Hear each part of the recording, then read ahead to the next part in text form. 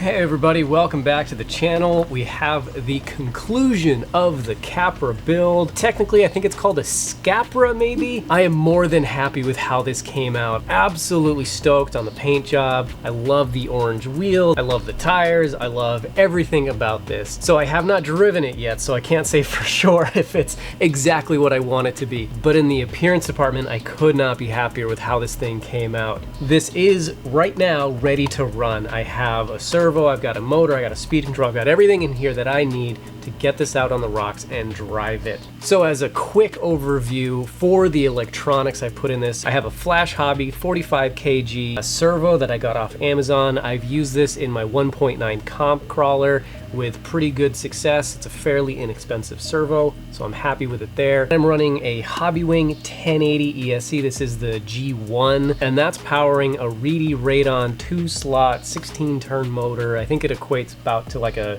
35 turn or something like that. Those were just the electronics I had on hand that I kind of ripped out of my 1.9 crawler, which is now just in a pile of parts. Eventually, I will probably switch over to the Hobbywing Fusion system, just because there's not a ton of room in the cage. And for a transmitter, I'm just running my FlySky GT5. So as I mentioned before in the buildup, we are running a Vader flat skid. This is Delrin, nice and slippery.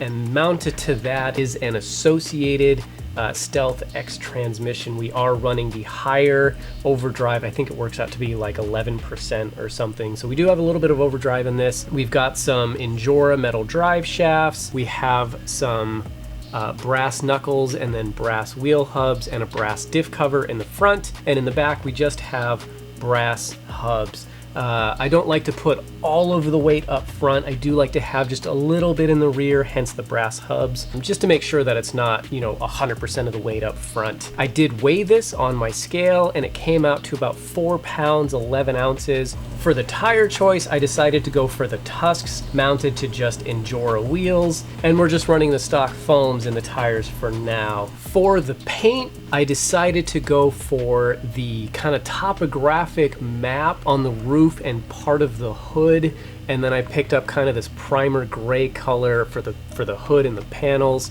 And this is my Club NERCC, so I put that into orange lettering. And then the final piece I did was on the roof. I actually got some Tamiya flat clear and painted it on the outside of the Lexan. So I used my little X-Acto blade and I cut that overspray film that comes on all the Lexan bodies.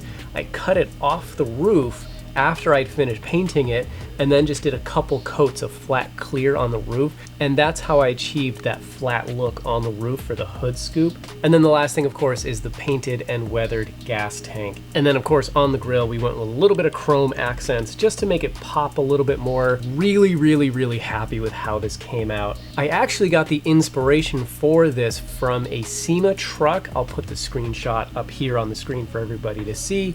I saw this in a YouTube video I was watching, absolutely loved it. For the interior, I decided I didn't want to go just black. So what I did is I painted the dash in a silver from Tamiya along with the center console.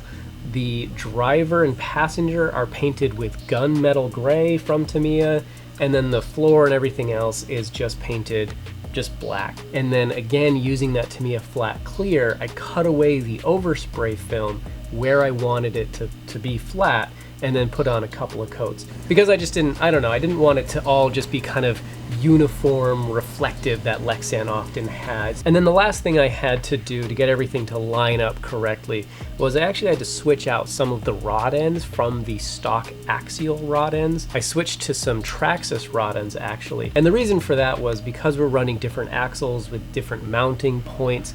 When I put it together, the axles were kind of rotated in. So instead of the drive shaft at the axle end being flat or even up a little bit, it was actually almost pointed down.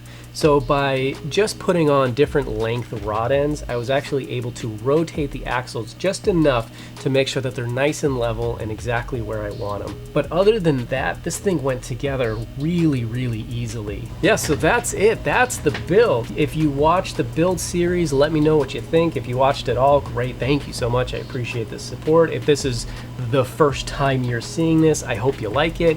You can go back, I'll put a playlist together so you can go back and watch the whole series if you so choose. So thank you so much for coming along this journey with me. Hopefully you like this. If you have any suggested upgrades, I'd love to hear them. So now the last thing to do is to get it out on the rocks and actually see if it works.